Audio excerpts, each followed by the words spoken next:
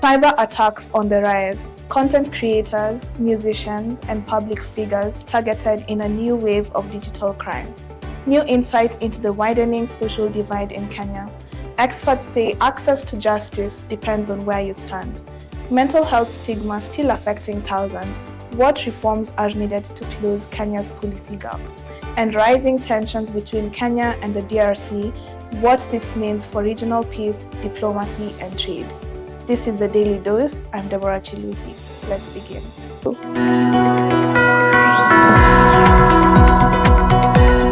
Live from the Neighbourhood Network newsroom, I'm Deborah Chiluti, and welcome to the Daily Dose, where we dive deep into stories shaping Kenya and the region. We shall be with you for the next 25 minutes, so sit back and get comfortable. Kenya's financial sector is under digital siege.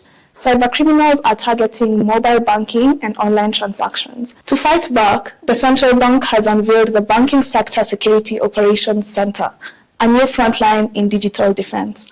My correspondent, George Wambua, gives us more insight.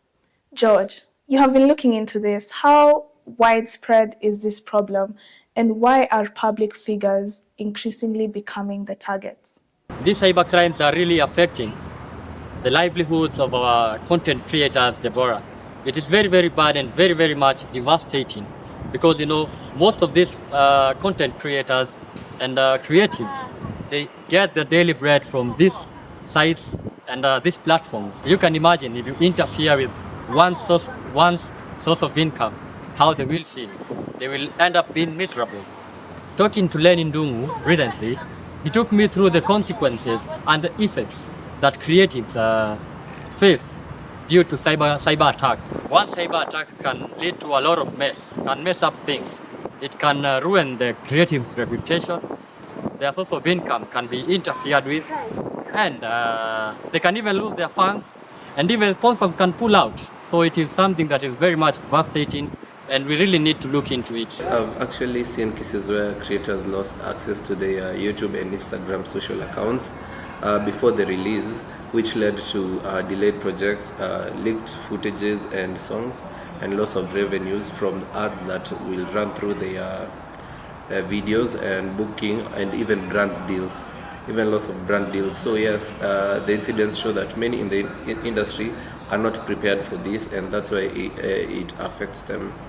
Yeah, I think what creatives and teams can do to protect all this is by using strong passwords and factor authentication, limiting who also has access to their accounts, backing up their content safety, and also they can be getting basic cybersecurity training, of which will help them manage their accounts. Also, tech organizations in Kenya can help by offering affordable security tools, awareness campaigns, and training programs tailored to the creative industry. We've seen videos online of people using AI to make videos of people in the public eye, like the president and all that.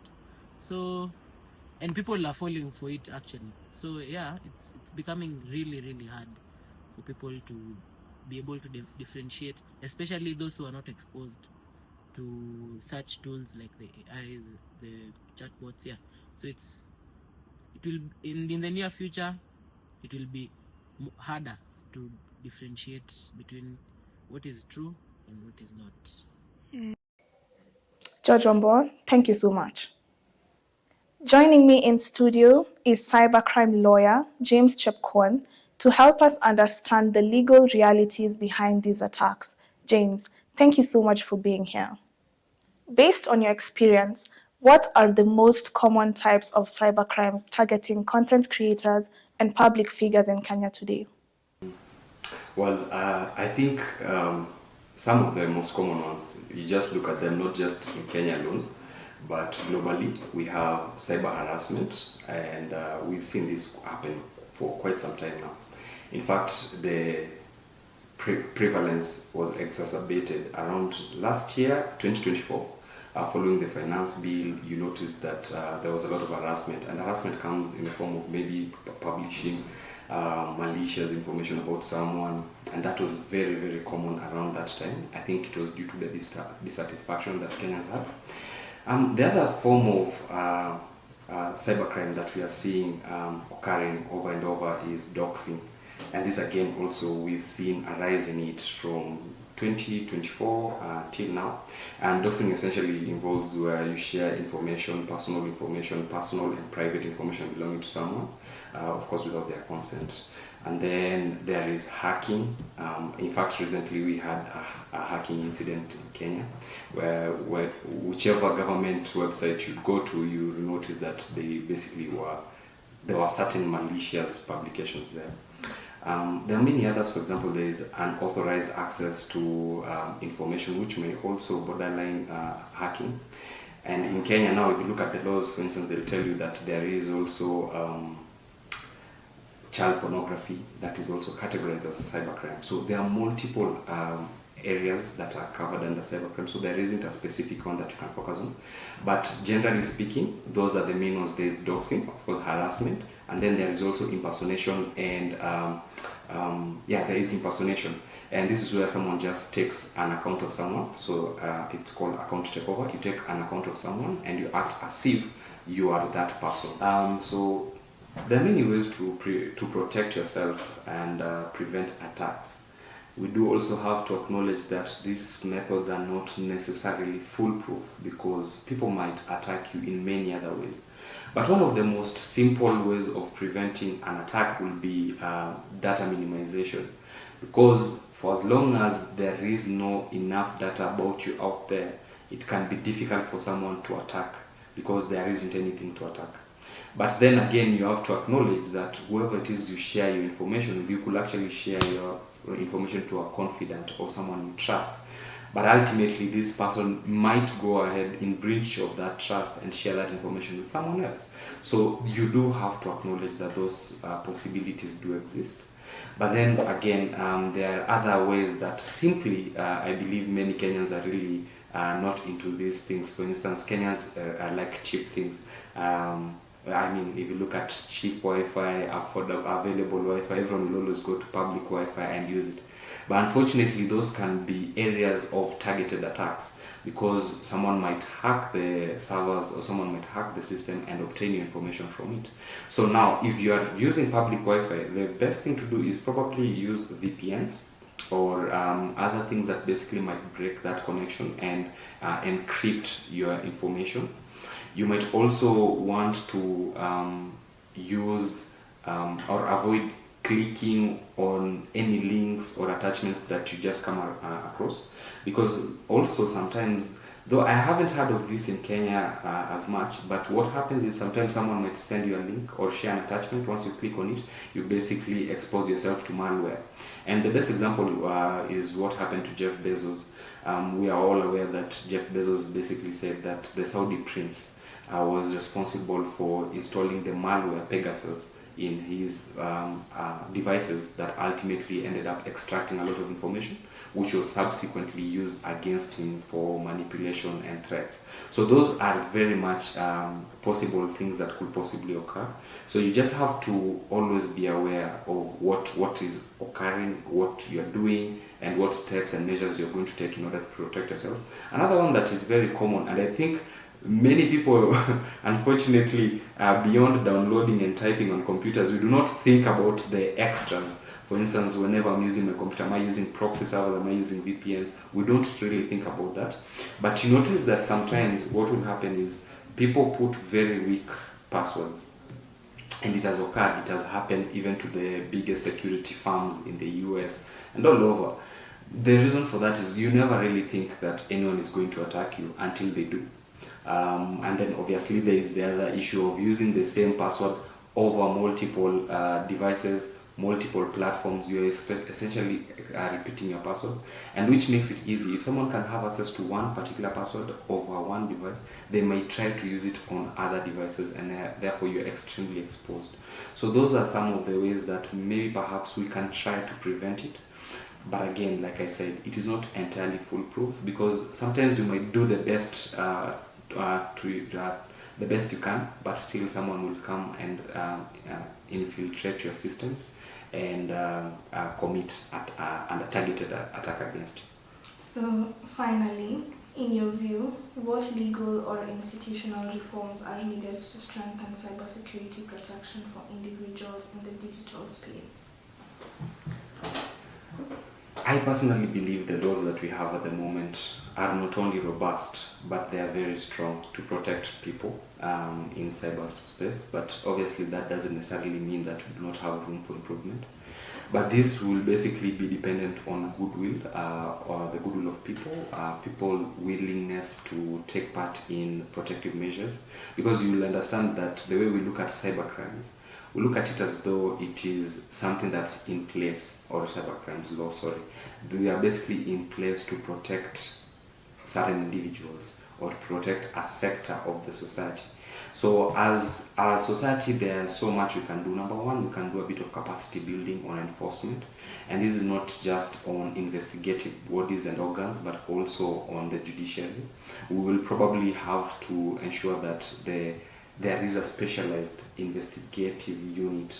That way, because the DCI is capable, but then again, it is basically limited in terms of capacity. Think of it in a situation where about 30,000 people lodge an attack against other people. It could be the government, it could be the society, or other citizens as well. What happens in such situations?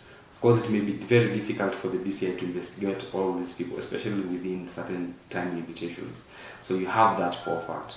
And then you have the fact that there is a lot of anonymity. Do we have specialized units within the DCI that are able to track and understand all these issues? That is something that's up for debate, and we should probably consider that. And then we go back to the judiciary, like the example that I just gave you about Dan Sanders in Australia. If we do not understand the complexity of the crime that has been committed, probably we may not really be able to handle the case properly. And so you want to ensure that the personnel in the judiciary, the judges, judicial officers, and so on, are able to really have that capacity to understand that these are the intricacies that may come with it. Or maybe perhaps just by looking at the face value of things, you would assume that it is person X that has committed this offense. But then there's also a possibility that there was a malware that was installed. There's a possibility that it is someone else who did that. So we need to consider all that. Another thing is just, as a society, again, we just need to have a change in mindset. Number one, we don't necessarily have to do much, but at least use strong passwords. Those are things that it just comes with awareness. It's not necessarily something that the law can do to enforce, but just general awareness can help. Use strong passwords, understand what cyber crimes are all about, and know when a crime is being targeted against you. And sometimes also, and I noticed this happened last year, you'll find that someone has basically taken your account over. Could it be on Twitter or other platforms? They've basically taken over your account, and they are using that account to perpetuate certain ideologies that do not really align with yours. And unfortunately, when they are caught, it may turn out that these people end up blaming you, or someone might bring it back to you because it's your name that's on the platform. James, thank you so much for your insights. You can join the conversation using the hashtag #DailyDose and follow us on all social media platforms at Neighbourhood Network. From economic gaps to political mistrust, the social divide is widening across Kenya. Will we as a country be able to close this gap? Neighbourhood Network's John Gumbi has more on this deepening split. Social polarization continues to shape how Kenyans experience justice, opportunity, and belonging. Across communities, feelings of exclusion and marginalization are deepening, fueled by economic inequality, political divisions, and institutional mistrust. Legal scholar Anne Chelotti explains that polarization is no longer just a political issue, but one that directly affects access to justice. Well, delays in the justice system, first of all, is an issue that the judiciary in itself is trying to solve, in the sense that we have introduced things like alternative dispute resolution. So when you take your case to court, the first thing the judge says is, have you tried to mitigate? Have you tried to talk? Have you tried to discuss amongst yourself in order to solve the problem that is brewing among you two? Then you are supposed to then proceed to the ADR system, and then if it fails, that's when now you bring the case back to court. But not all judges embrace this form of culture, and in that sense, we have the backlog and the delays in the conclusion of cases.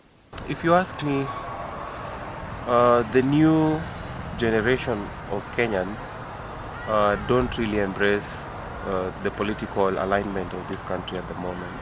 I mean that the old way of doing things is not being embraced anymore.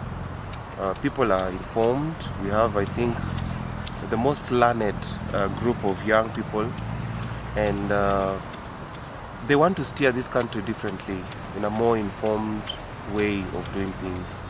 But if you ask me to be very honest about my feeling about where the country is, I think there's a big problem. There's a big problem, and the young people want it addressed differently, as opposed to how things have been done in the past.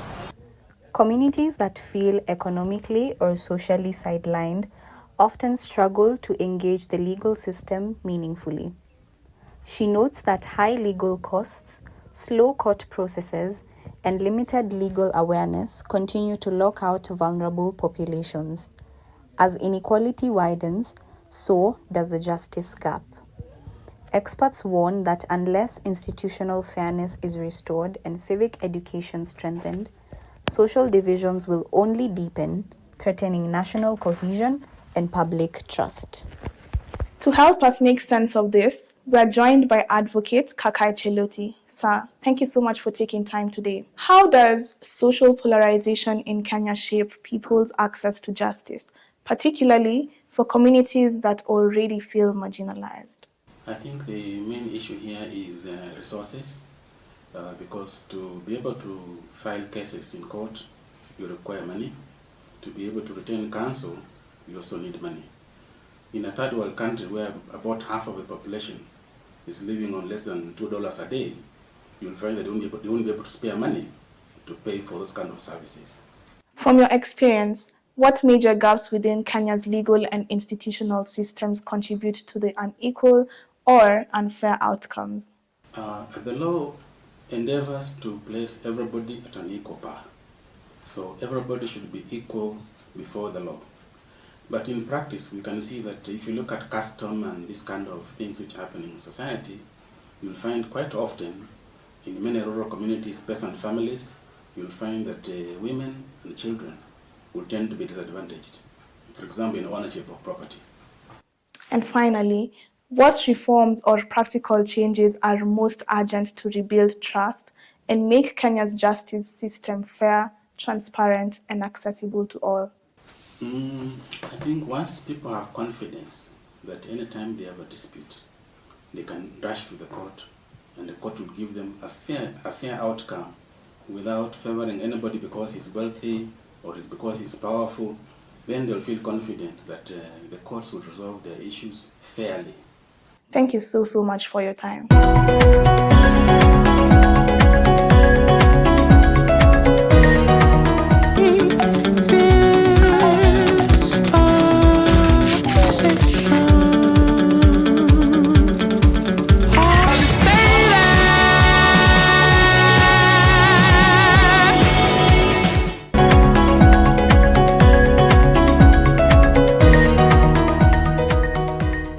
Now, even as Kenya talks about reforming healthcare, mental health patients continue to suffer in silence. Jeremiah Asenahabi tells us how stigma, underfunding, and especially neglect remain major concerns. Mental health remains one of Kenya's most stigmatized human rights issues. Despite growing awareness, many individuals living with mental health conditions continue to face discrimination, exclusion, and delayed access to care. Okay, I think more education, mental health, and especially at the grassroots. Much needs to be done about educating the community about mental health, and even the community leaders, the church leaders, so that they know that this is an illness just like any other illness. Psychiatrist Priska Indeche explains that stigma is deeply rooted in cultural beliefs and misinformation. Many families still associate mental illness with weakness or spiritual causes, discouraging early intervention. She warns that stigma does more than harm emotions. It limits education, employment, and even safety for those affected. While Kenya has made policy steps through the Mental Health Act and national reforms, experts insist that true change must begin with communities, schools, and workplaces. Mental health, she emphasizes, is not a privilege, it is a human right. Mental health in Kenya is alarming. It needs to be addressed as fast as possible, and I'm seeing organizations trying to address the male mental health, which has been a key issue, and also we need to address the female mental health, because we've faced so much of men's mental health, we've neglected the female, yet the female are suffering. I've got some friends who tell me they cut themselves, they show me the bruises. So the female's mental health is seriously a problem. Let's not overlook that too. So we need to balance both sides. It's a real issue. Jeremiah and Harbour reporting, Nairobi. Joining us now in studio is mental health advocate and clinical psychologist, Dr. Maggie Sirma. Thank you for inviting me to your broadcast. Dr. Over the past few years, how would you describe Kenya's progress in addressing mental health stigma, both at community and policy level? Thank you very much for asking that question. Allow me to mention, you said that Kenya seems to have not focused on mental health, but let me also tell you it's a global perspective. It is not just in this country, but yes, in this country, the resources that have been assigned to mental health, including the institutions of mental health, the resources are limited. And therefore, it would be nice to advocate, it would be nice for the government to look towards increasing the capitation for mental health, both at the institutional level, like the mental health institutions that we have.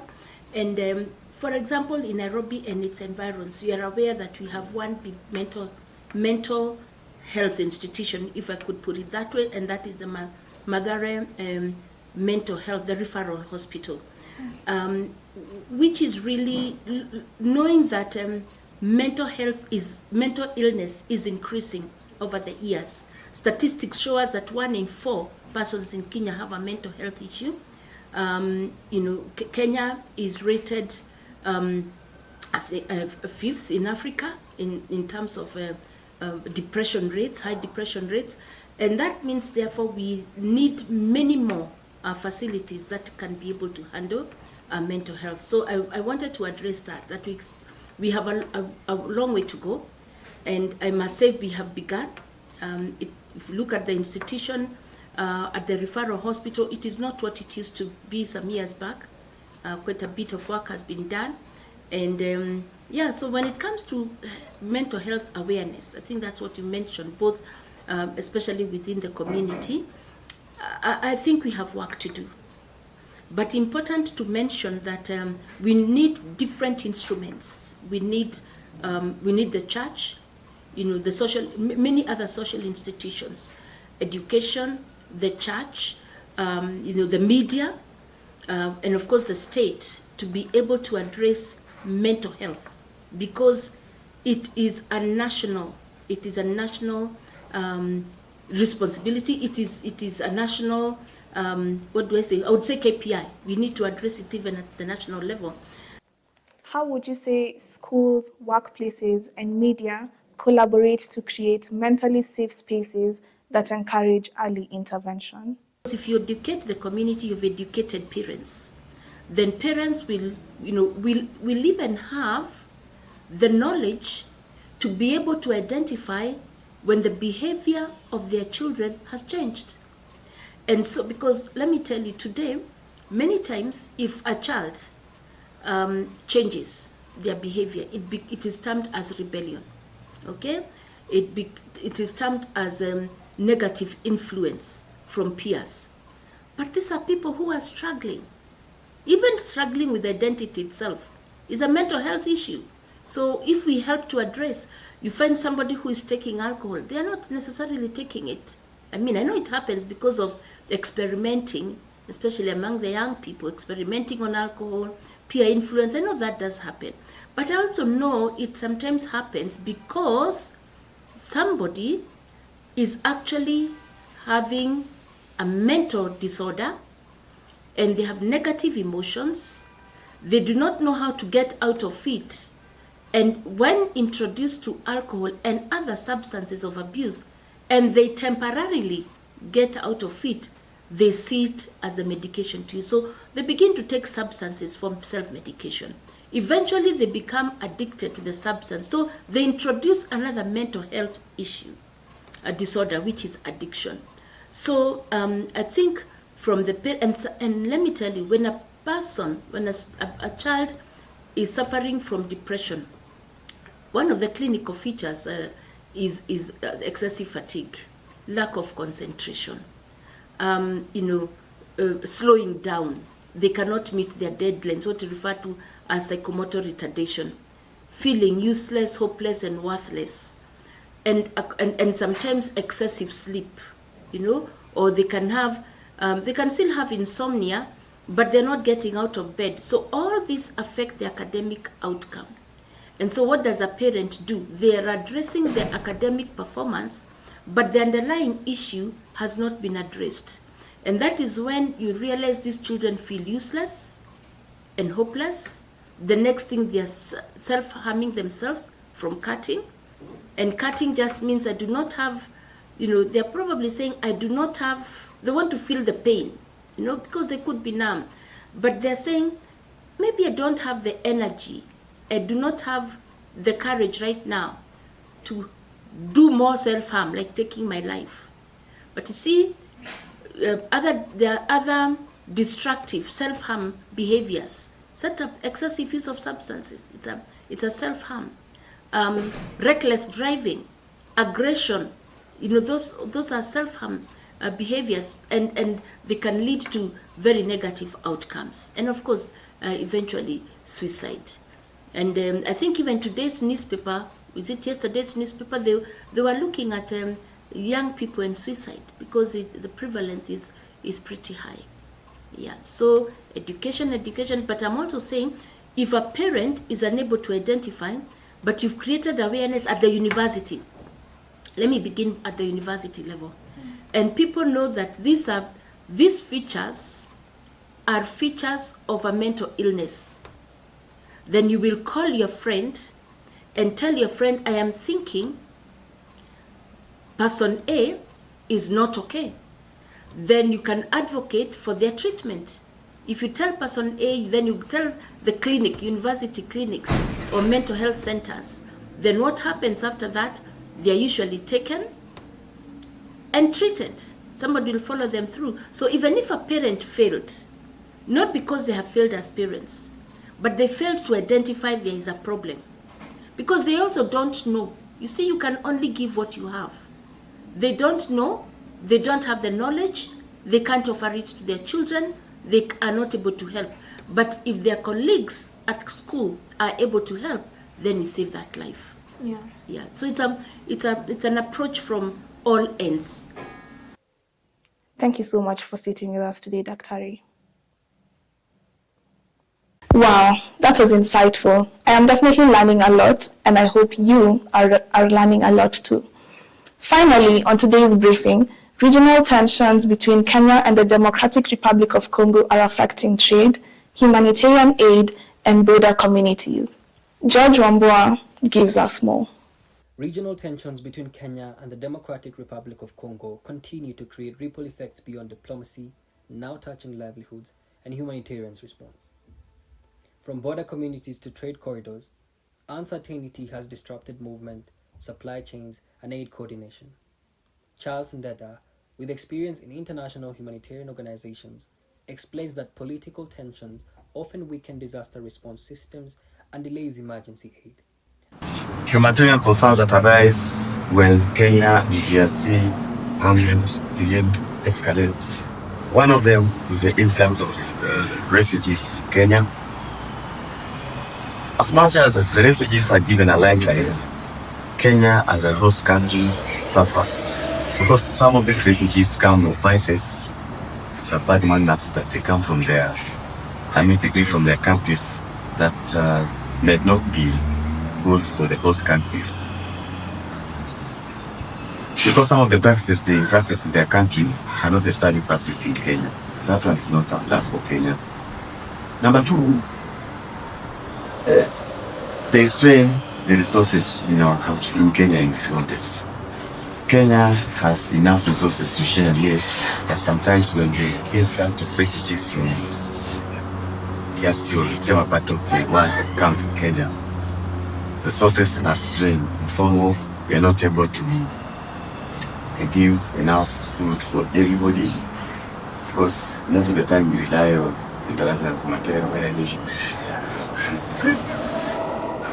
And franchise some some services, for example, health facilities, education facilities. These refugees are not able to access best of those services because of the strange facilities that we already have in our country. This makes it a challenge to us. An instability persists in eastern Congo. Humanitarian agencies face growing pressure to support displaced populations amid shrinking diplomatic cooperation. Experts warn that without sustainable regional collaboration, vulnerable populations will continue to bear the heaviest cost of political disagreements. Also, people will lose their loved ones because definitely people will be killed in this conflict. And in return, the government or the government officials will be protected by the resources that are supposed to cater for these ordinary people, but they will use them for their own benefits and also use the diplomatic ways to protect themselves from these regional conflicts. Yes.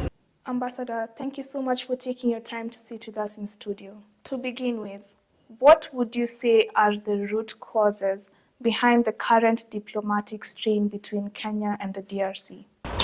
Well, the relations between the two countries, I would say they're cautious. Very cautious in the sense that Kenya has always been a suspect in the whole process, for reasons being one, as a regional broker, Kinshasa does not trust outside influence. When I talk of outside influence, I mean they're used to the kind of countries that have been with them for a long time, like France, like Belgium, what I'll call traditional allies. But on this particular issue, why I say Kenya relationship and Congo is strained and very cautious is, you remember even during the campaigns, the Kenya political campaigns, the current president made a comment about DRC, that they don't even have animals. So, they pick those small things and they create a lot of serious issues around them. What steps diplomatically or institutionally are needed for Kenya and the DRC to rebuild that trust? DRC, there must be what we call mutual trust. Mutual trust between the parties that are negotiating or are talking.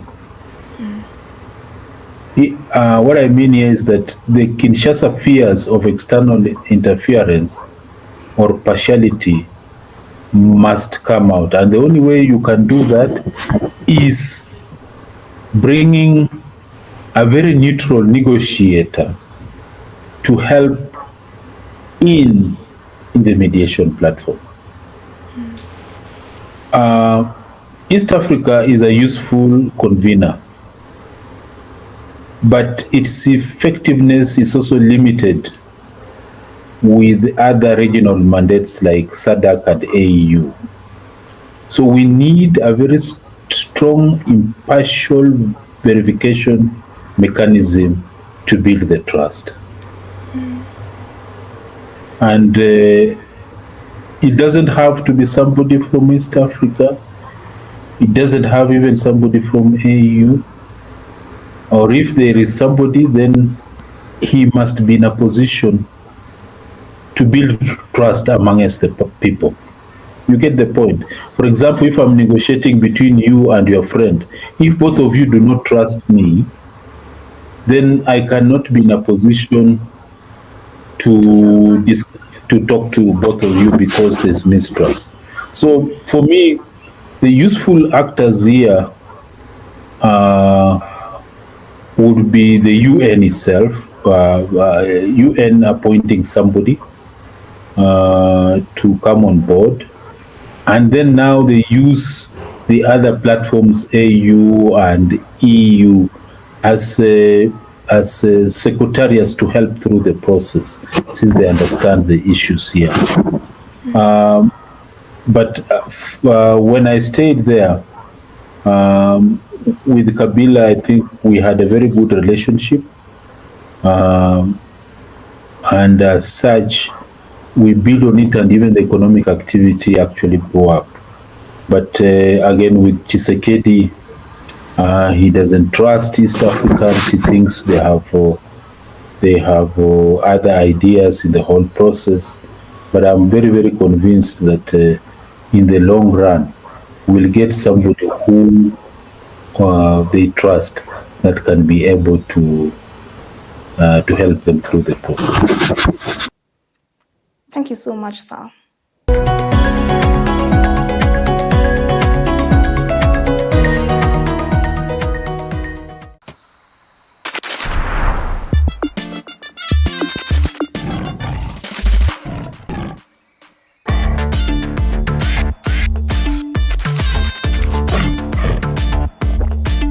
Shake it up with real orange pulp in every gulp.